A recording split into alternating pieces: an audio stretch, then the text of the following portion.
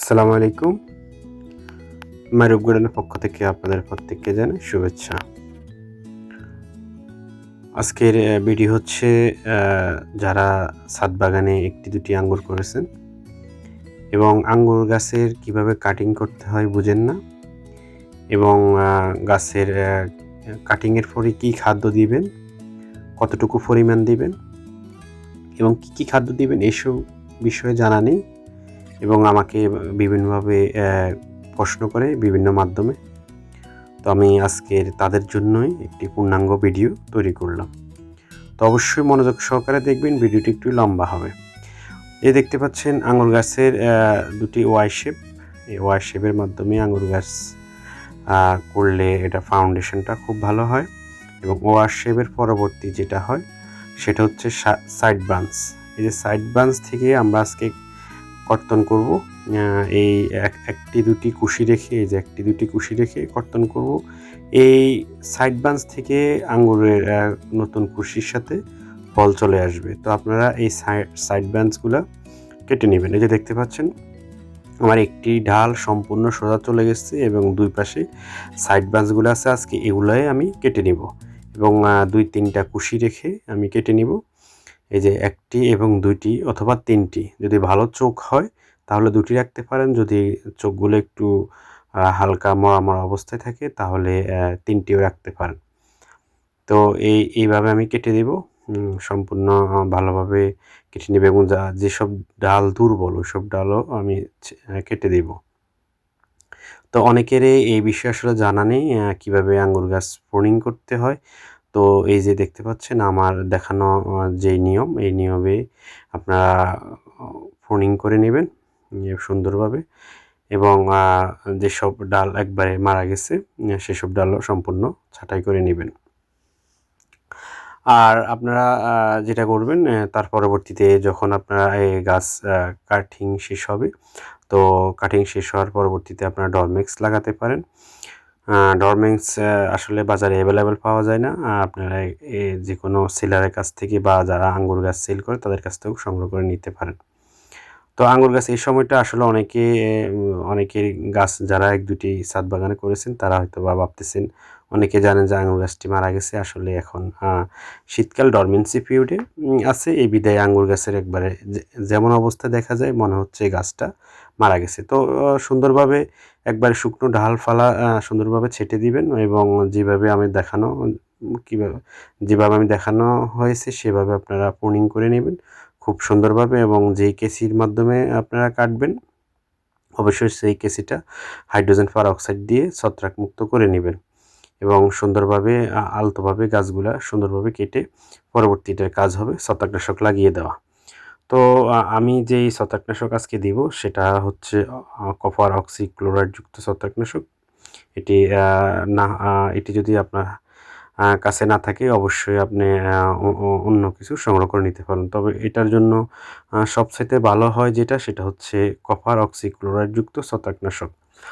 তো বাজারে বিভিন্ন নামে এটা পেয়ে থাকে। তো আমি এখন গুলে নিব। এই দেখতে পাচ্ছেন আমি একটি তুলের সাহায্যে এটাকে ভালোভাবে নিয়ে নিলাম। আপনারা যেকোনো কপার অক্সিক্লোরাইড আসলে গাছের কাটা ছেঁড়ার জন্য সবচাইতে উপযুক্ত হচ্ছে কপার অক্সিক্লোরাইড যুক্ত ছত্রাকনাশক। এটা দিলে গাছের ডালপালার ছত্রাকের আক্রমণ হয় না। এটা যদি আপনি না দেন তাহলে দেখা গেছে যে গাছ ছত্রাকের আক্রমণ হয়ে ধীরে ধীরে ডাইব্যাক হয়ে পূর্ণাঙ্গ মারা যাবে। তো অবশ্যই এটা দিতে ভুলবেন না। অবশ্যই ছত্রাকনাশক দিয়ে দিবেন। আর যদি আপনার গাছ বেশি হয়ে থাকে এবং দিতে সমস্যা হয় তাহলে আপনি ২ লিটার পানিতে বা ১ লিটার পানিতে পার লিটারে ২ ml করে নিয়ে নেবেন এবং স্প্রে করে দিবেন সম্পূর্ণ, তাতেও সমস্যার সমাধান হয়ে যাবে।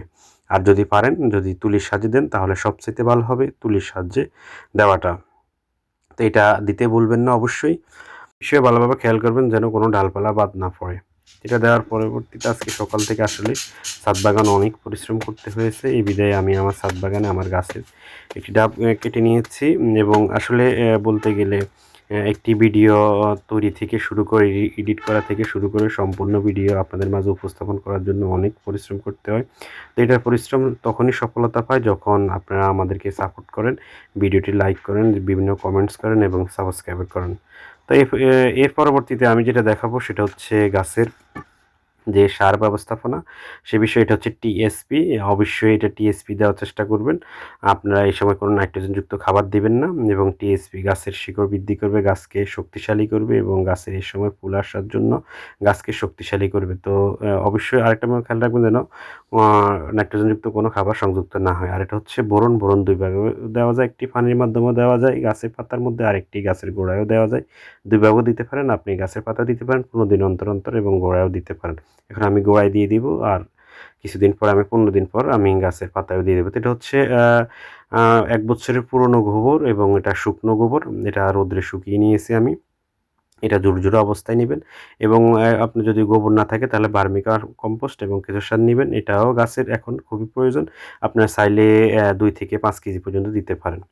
আর এটা হচ্ছে লাল পটাশ। আপনারা চাইলে কলার খোসার পানি অথবা কুইক পটাশ নামে পরিচিত সাদা পটাশ, ওটাও আপনারা গাছের পাতায় স্প্রে করে দিতে পারেন। এটা পার লিটারে ২ ml করে। আর যদি আপনারা যদি এগুলো না পান তাহলে বাজারের যেকোনো সার দোকানে লাল পটাশ পাওয়া যায়, এটাও দিতে পারেন। আর এটা হচ্ছে ম্যাগনেসিয়াম সালফেট, যার অপর নাম ইপসাম সল্ট। এটা গাছের পাতার ক্লোরোফিল সাহায্য করে, গাছের পাতার সবুজ করতে সাহায্য করে, গাছের গোড়ায় কাটাছেঁড়া এবং গাছের শিকড় বৃদ্ধি করতে সাহায্য করে। আর এটা হচ্ছে এই সময়টা আসলে গাছের গোড়ায় ক্যালসিয়ামের প্রয়োজন, তাই আমি জিপসাম সার নিয়েছি এবং আপনারা চাইলে চুনও নিতে পারেন। আর এটা যেটা হচ্ছে এই যে দেখতে পাচ্ছেন, এটা হচ্ছে হিউমিক অ্যাসিড। এই সকল খাদ্যকে প্রক্রিয়াধীন করতে এবং গাছের খিদা বাড়ানোর জন্য, গাছকে খাদ্য সংগ্রহ করার জন্য হিউমিক অ্যাসিডের কোনো বিকল্প নেই। অবশ্যই আপনি নিতে পারেন। আর এটার সাথে, সাথে আপনি আরও কিছু অ্যাড করতে পারেন, শিংকুচি, হাড়ের গুঁড়া। তো আমি এগুলো দিব না, আপনি চাইলে আপনি অ্যাড করতে পারেন। আর এগুলোর যদি কিছু বাদ পড়ে কোনো সমস্যা নেই। তো অবশ্যই ভালোভাবে মিশ্রণ করে নেবেন। এবং আমি আরেকটা কথা বলবো, আমি একটু গোবর একটু কমই নিয়েছি। আপনি চাইলে আরও বেশি নিতে পারেন। ১ থেকে ৫ কেজি নিতে পারেন বা তারও বেশি নিতে পারেন, কোনো সমস্যা নেই। তবে গোবরটা হতে হবে ১ বছরের পুরনো এবং খুব ঝুরঝুরা এবং রৌদ্রে শুকিয়ে তারপরে ব্যবহার করতে পারেন। এতে কোনো সমস্যা হবে না। তো এটার সাথে আমি আরেকটা জিনিস অ্যাড করেছি, সেটা হচ্ছে ছত্রাকনাশক ম্যানসার। তো আপনারাও ছত্রাকনাশক দিয়ে দিবেন, যেহেতু গাছের গোড়ার কোনো ছত্রাকের সমস্যা থাকলে রিকভার করে নেবে। তো আজকে এই খাদ্যগুলো আমি আমার বাইকোনোর একটি আঙ্গুর গাছ, এই যে দেখতে পাচ্ছেন এটার গোড়া, এটার বয়স হচ্ছে ১.৫ থেকে ২ বছরের মতো। তো এটার এই ২ বছরের জন্য আমি যে পরিমাণ নিয়েছি সেটি হচ্ছে টিএসপি নিয়েছি ২০ থেকে ৩০ গ্রাম, লাল পটাশ নিয়েছি ২০ থেকে ৩০ গ্রাম এবং ইপসাম সল্ট নিয়েছি ২০ থেকে তাও ৩০ গ্রাম এবং লাল পটাশ নিয়েছি, তারপরে জিপসাম নিয়েছি ৩০ থেকে ৪০ গ্রাম। এভাবে আমি দিয়ে দিছি এবং গোবরের পরিমাণটা আমি একটু কমই নিয়েছি, ১ থেকে ১.৫ কেজির মতো হবে। তো এই সম্পূর্ণগুলো আপনারা অবশ্যই পরিমাণ মতো নিয়ে নিবেন এবং যদি গাছ ছোট হয় একটু কমিয়ে দিবেন ১৫ থেকে ২০। আর যদি গাছ একটু বড় হয়, বয়স বড় হয়, তাহলে আরও ২০ থেকে ৩০ গ্রাম বাড়িয়ে নেবেন। এভাবে আপনি দিতে পারেন। আর যদি একবারে ছোট গাছ হয় তাহলে আপনি ৫ থেকে ১০ গ্রাম করে দিয়ে দিবেন। তা আমার এটা হচ্ছে একটি হাফ ডামের মতো একটা হাফ ডামে। তো আমি এটার মধ্যে আমি এই পরিমাপটা দিয়ে দিলাম এবং গাছের বয়সটা হচ্ছে ১.৫ বছর। এভাবে আপনি গাছের বয়সটা নির্ণয় করে দিয়ে দিবেন। এবার দেওয়ার পরে যেটা করবেন সেটা হচ্ছে গাছের গোড়ার যে মাটিগুলো, এগুলো সম্পূর্ণভাবে সুন্দরভাবে আবারও স্বাভাবিক পর্যায়ে ঢেকে দিবেন। এবং ঢেকে দেওয়ার পরবর্তী যেটা কাজ হবে, এই যে দেখতে পাচ্ছেন গাছের গোড়াটা একবারে ঝুরঝুরে অবস্থা। তো এখন আমি পানি দিয়ে দিব। পানিটা দিবেন অবশ্যই, তবে বেশি পরিমাণ দিবেন না, মোটামুটি গাছটা ভিজে যায় এমন পর্যায়ে দিবেন, একবারে ভালোভাবে দিবেন না। তো বন্ধুরা অবশ্যই বুঝতে পেরেছেন কাটিং কীভাবে করতে হয়, গাছের সার কী দিতে হয়, কত পরিমাণ দিতে হয়, এসব বিষয় বুঝতে পেরেছেন। তো বন্ধুরা যদি তারপর কোনো প্রশ্ন থাকে অবশ্যই আমার কমেন্টস বক্সে কমেন্টস করে যাবেন। তো ভিডিওটি ভালো লাগলে লাইক দিয়ে যাবেন। আজ এই পর্যন্ত, আল্লাহ হাফেজ।